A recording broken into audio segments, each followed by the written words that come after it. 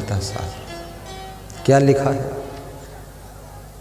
जो हुआ अच्छा हुआ, जो हो रहा है अच्छा हो रहा है, जो आगे होगा वो भी अच्छा ही होगा। ये उसका फार्मूला है। तुम दुखी क्यों हो? तुम्हारा क्या खो गया है? तुम क्या लेकर आए थे? चिंता क्यों करते हो? यहां से लेकर क्या जाओगे? ये गीता की 4 लाइनें हैं। अब ये 4 लाइनें पढ़ करके भी लोगों को होश नहीं आता।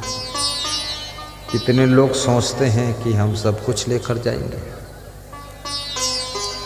बड़ी चिंता, बड़ी टेंशन, बड़ा तनाव, बहुत दुखी हूँ।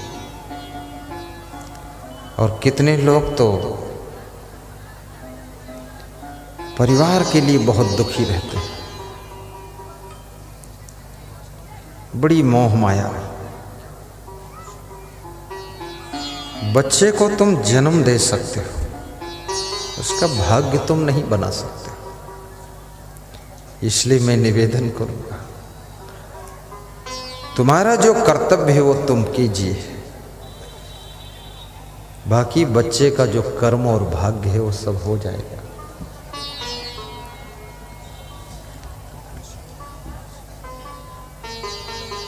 एक बार मैं ट्रेन में जा रहा था, तो उस ट्रेन के डिब्बे में बहुत चाय बेचने वाले आ रहे थे। बार बार पूरा एक के पीछे एक लगा, चाय चाय, गरम चाय। तो मैंने पूछा, इतनी भीड़ चाय बेचने वालों की है, इतना तुम लोग चाय क्यों बेच रहे हो? बोले, आप तो साधु संत ठहरे, आपको क्या पता है। एक चाय बेचने वाला प्रधानमंत्री बन गया है, इसलिए हम भी चाय बेच रहे हैं, कुछ तो बन ही जाएंगे। चाय चाय, एक चाय बेचने वाला प्रधानमंत्री बन गया है, इसका मतलब ये नहीं कि सभी चाय बेचने वाले प्रधानमंत्री हो जाएंगे। नहीं बनेंगे। चाय बेचने से प्रधानमंत्री बनने का दूर तक कोई रिश्ता नहीं है। इसलिए किसी की नकल मत करो।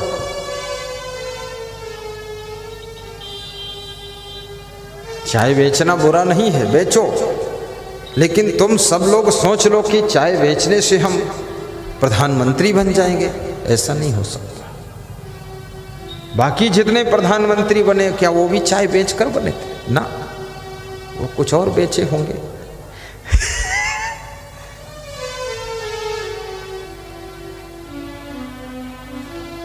किसी की बराबरी मत करो, आप अपनी चाल में चलो, प्रसन्न रहो।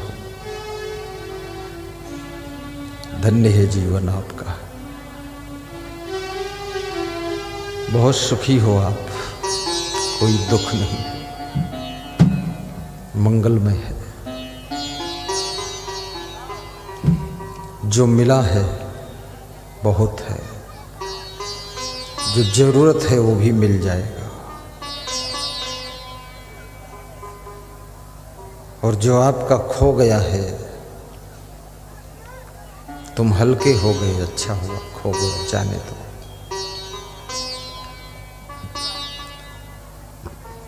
तो भाग्य का निर्माण नंबर 1 सुंदर स्वभाव से होता है, नंबर 2 सुंदर चरित्र,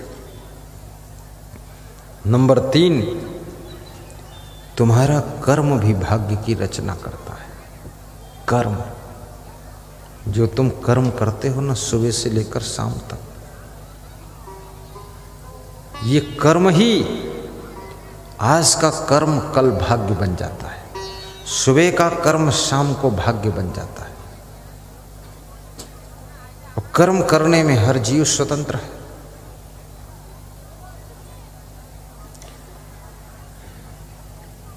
तुम कितना ज्योतिषी को अपनी रेखा दिखा दो,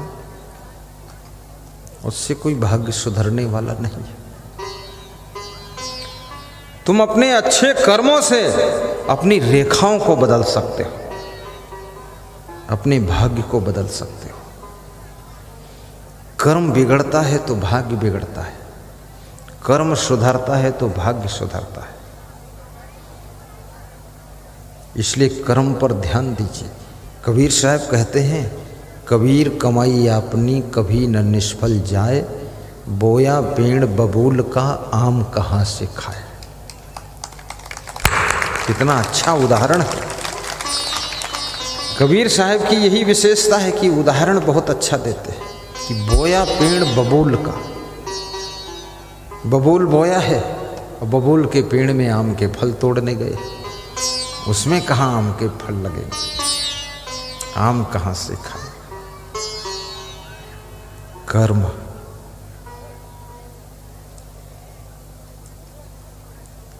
संभल संभल कर कर्म करिए।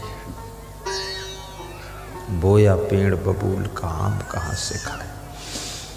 रामायण में तुलसीदास ने लिखा है, कर्म प्रधान विश्व रचि राखा, जो जस करे सो तस फल चाखा। बड़ी अच्छी बात है।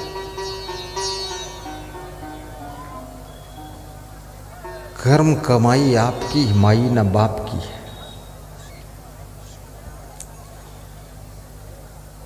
कर्म प्रधान विश्व रचि राखा, जो जस करहि सो तस फल चाखा। गाइए। कर्म प्रधान विश्व रचि राखा, जो जस करहि तस फल चाखा। कर्म प्रधान विश्व रचि राखा, जो जस करहि सो तस फल चाखा।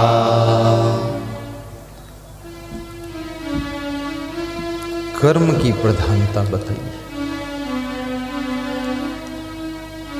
तुम स्वतंत्र हो, अपना जैसा भाग्य बनाना चाहो बना सकते हो।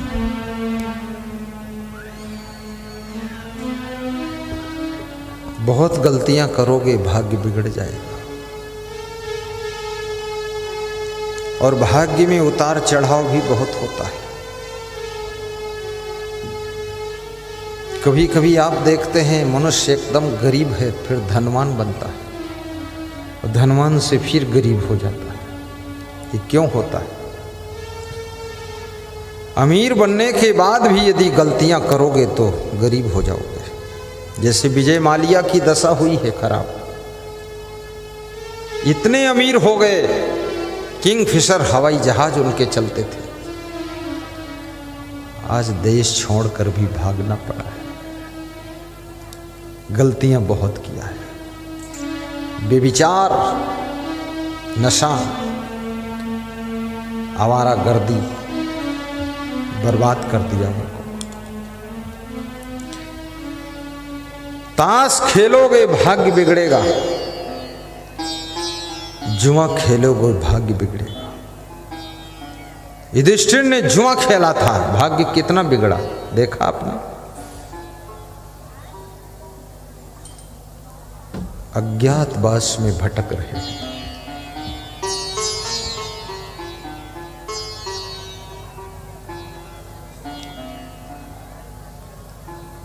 बहुत ही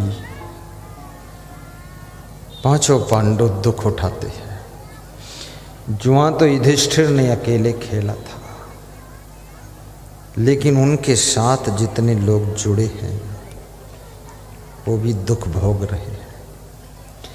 गलती करने वाले के साथ में जितने लोग जुड़े रहते हैं वो भी थोड़ा थोड़ा प्रसाद पाते हैं। रावण गलती करता है, विभीषण उसका साथ छोड़ देता है, तो गलती का प्रसाद विभीषण को नहीं मिलता है, विभीषण को आशीर्वाद मिलता है भगवान का। कुंभकर्ण साथ नहीं छोड़ता है, कुंभकर्ण की दशा वही होती है जो रावण की दशा होती है। गलत करने वालों का साथ करने वाले भी डूब जाते हैं। ये भीष्म पितामह क्यों दुखी थे ज्यादा? ये तो ब्रह्मचारी थे। इन्होंने संकल्प लिया था, प्रतिज्ञा की हम विवाह नहीं करेंगे, ब्रह्मचारी बन गए, लेकिन दुखी बहुत रहे क्योंकि गलत लोगों के साथ जुड़े रहे, जिंदगी भर रोते रहे, कराहते रहे कि हस्तिनापुर की हस्ती सुधार रहा, खुद की हस्ती बर्बाद हो गई।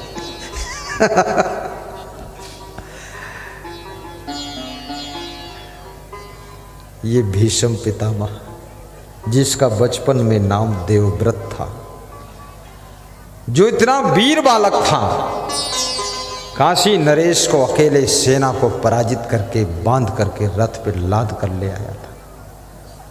वो व्यक्ति कौरवों के पक्ष में जुड़ने के कारण पूरी जिंदगी भर दुख भोगता रहता है, रोता रहता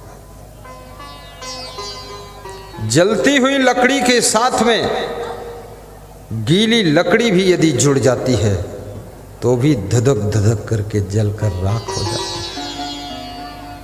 और याद रखना,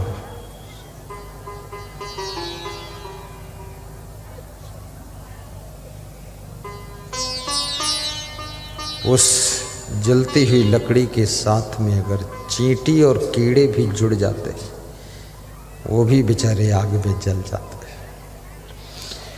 और वही चींटी, वही कीड़ा यदि फूल के साथ जुड़ जाता है तो भगवान के मंदिर में चढ़ जाता है।